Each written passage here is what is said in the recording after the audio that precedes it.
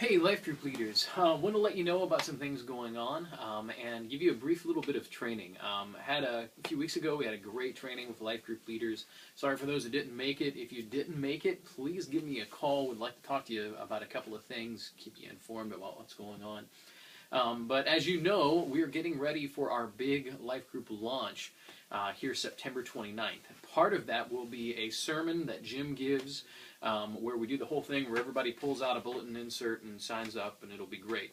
But many of you know we've talked about this, that people sign up for life groups, they get placed in a life group, and then they never actually show up to the life group.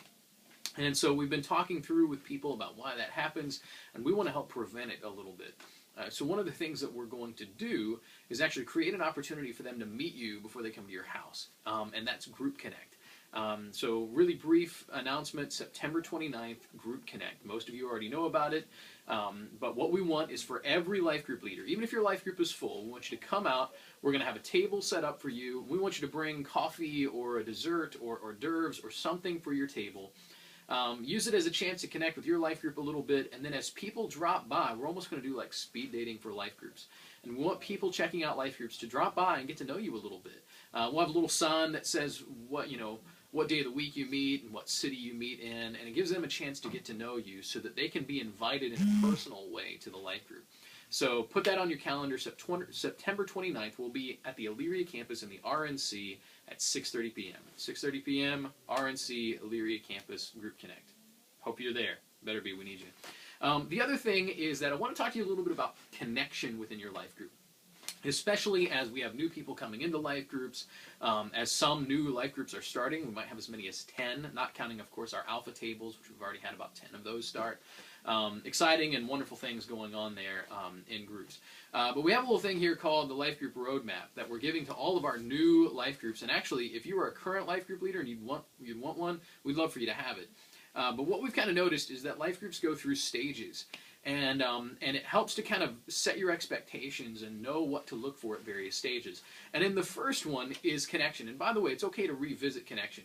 So I'm going to take just a minute and tell you, we've got some things in here about connecting with your life group and using icebreakers and a fun night and things like that. Let me just tell you, I think this is the thing that we maybe gloss over sometimes. We want to jump into the big stuff. Can I tell you that an icebreaker is a really important thing when you're just getting to know each other? Going around the room and asking about how couples met and how people got connected to the church, and asking them what they do and what kind of hobbies they have. I know it seems cliche to some of us, but let me tell you, that's somebody telling about part of who they are. It is a first step. It's not just small talk, but when you talk about what you're into and how you met your wife, you're sharing a piece of who you are. And when you do that, you are giving a piece of yourself to your life group.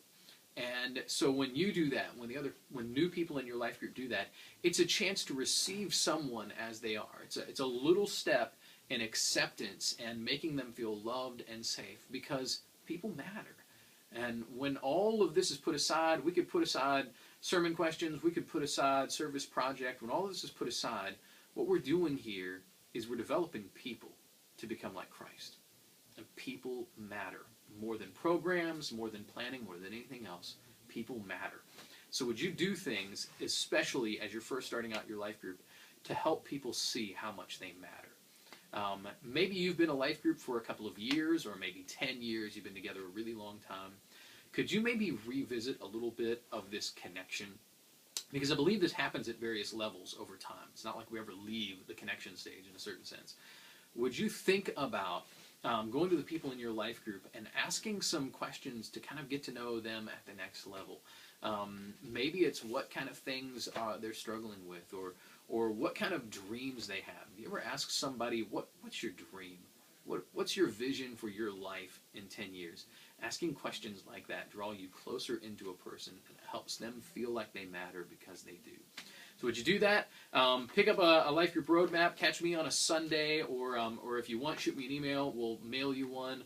But this is especially for new group leaders. I can get it to you at Group Connect, whatever. But would you do this? Don't forget about Group Connect on September 29th. And I want to tell you, God is moving. He continues to move in life groups. Thank you for all you're doing, and keep up the good work.